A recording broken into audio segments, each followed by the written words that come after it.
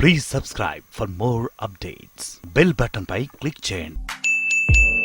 Parliament ఎన్నికల నేపథ్యంలో ఇటు టీఆర్ఎస్ కొత్త నినాదం అయితే ముందుకు తీసుకొచ్చింది. సారు కారు 16 ఢిల్లీ సర్కార్ అంటూ ఒక కొత్త నినాదం తీసుకొచ్చింది కదా.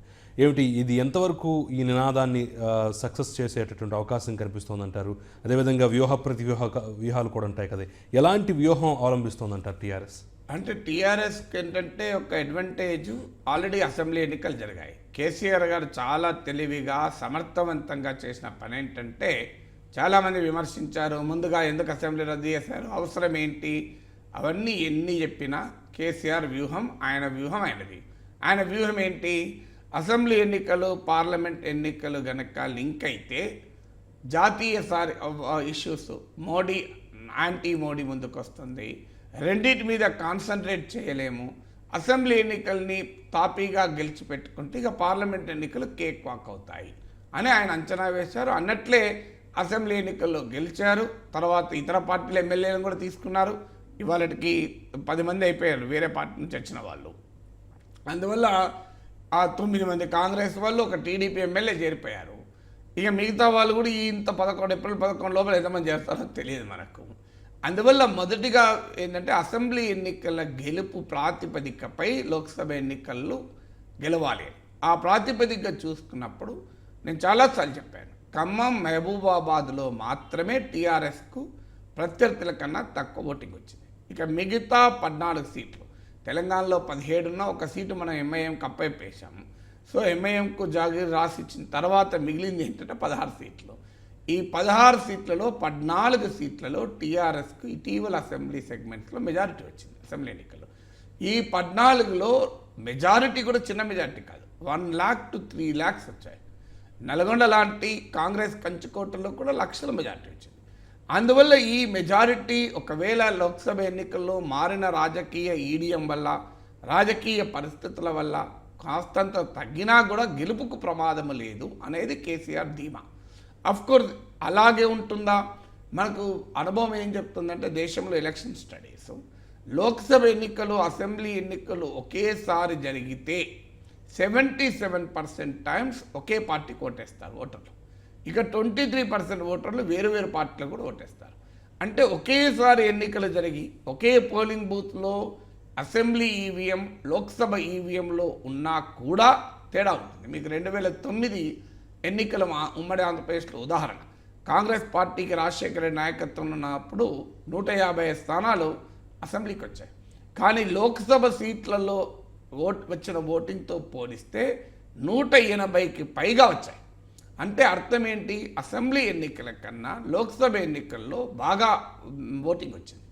ఇది ఒకేసారి జరిగితేనే. అందువల్ల దీంతో పాటు ఇంకో ఉదాహరణ ఏంటంటే, మనకు ఢిల్లీ ఎన్నికలు ఉన్నాయి. లోక్సభ ఎన్నికల్లో 7 సీట్లు బీజేపీ స్వీప్ చేసింది. తర్వాత జరిగిన అసెంబ్లీ ఎన్నికల్లో 3 ఎమ్మెల్యేలు గెలుచుకున్నారు. అంటే 7 ఎంపీలు గెలుచుకున్న రాష్ట్రంలో 3 ఎమ్మెల్యేలు గెలుచుకోవడం అంటే చూడండి. అయితే ఇది ఎప్పుడు సాధ్యమవుతుంది, జాతీయ రాజకీయ ఎజెండా రాష్ట్ర రాజకీయ ఎజెండాలో స్పష్టత కనుక ప్రజలకు ఇవ్వగలిగితే ఉంటుంది. అది కాంగ్రెస్ పార్టీ వైఫల్యం. నేను చాలాసార్లు చెప్పాను, ఇది కూడా అసెంబ్లీ ఎన్నికల తర్వాత కాంగ్రెస్ పార్టీకి ఈ ఉన్న 2 నెలల సమయం, 2 to 3 months time was a wonderful time.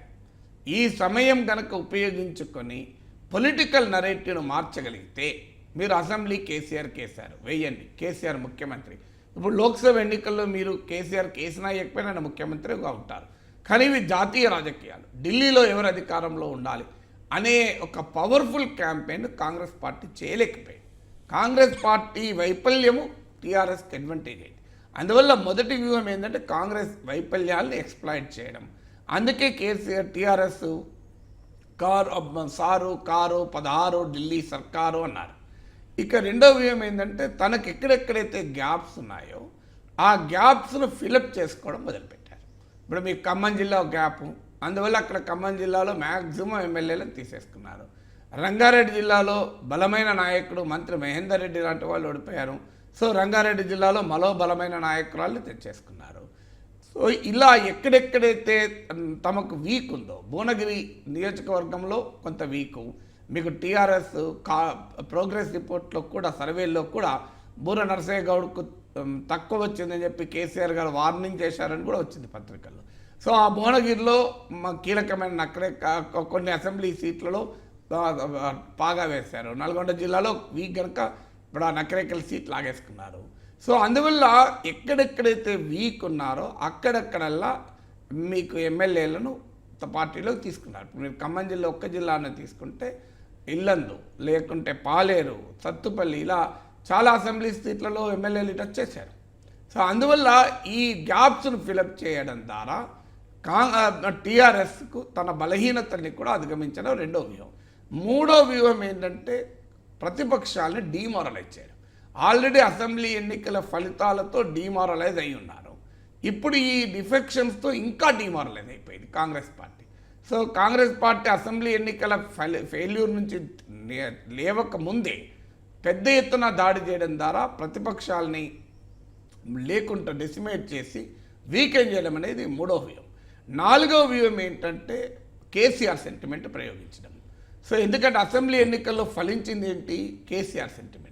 అంటే కేసీఆర్కు ఓటేయండి ఎంపీలను చూసి. ఇప్పుడు మీరు కేటీఆర్ గారు పదే చెప్తున్నారు చూడండి, కేసీఆర్ను చూసి ఓటేయండి, మీరు మాకు కాదు ఓటేసేది, ఆ ఎంపీలకు కాదు ఓటేసేది అనేటువంటి ఆర్గ్యుమెంట్ పెడుతున్నారు.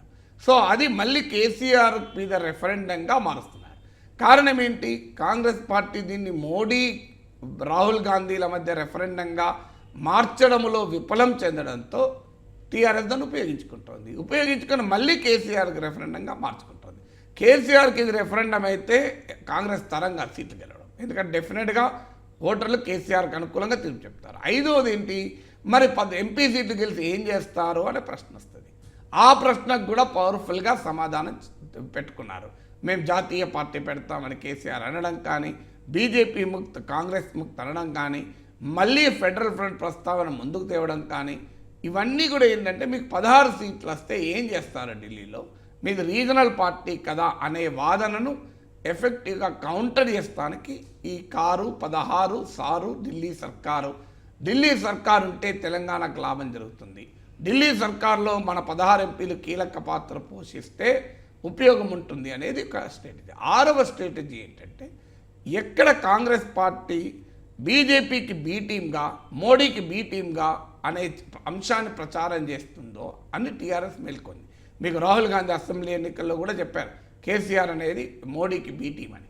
సో అందువల్ల బీజేపీ పైన కూడా అటాక్ మొదలుపెట్టడం, బీజేపీ సైద్ధాంతిక పునాదులపై అటాక్ మొదలుపెట్టడం, హిందుత్వ పైన, రామ మందిరం ఇష్యూ పైన బీజేపీతో హెడాన్ తీసుకోవడం అనేది 6వ స్ట్రాటజీగా ఉంది. అందువల్ల ఈ 16 ఢిల్లీ సర్కార్లో మనకు 6 వ్యూహాలు స్పష్టంగా కనబడుతున్నాయి. ఇక ఇదివరకు ఉన్న వ్యూహాలు ఎలాగూ ఉంటాయి? ఎంఐఎంతో ఉండే అంగీకారం కానీ, ఇతర అంశాలు కానీ ఆటోమేటిక్గా ఈ అసెంబ్లీ ఎన్నికల్లో ఉన్నదే లోక్సభ ఎన్నికలు కూడా కొనసాగుతాయి.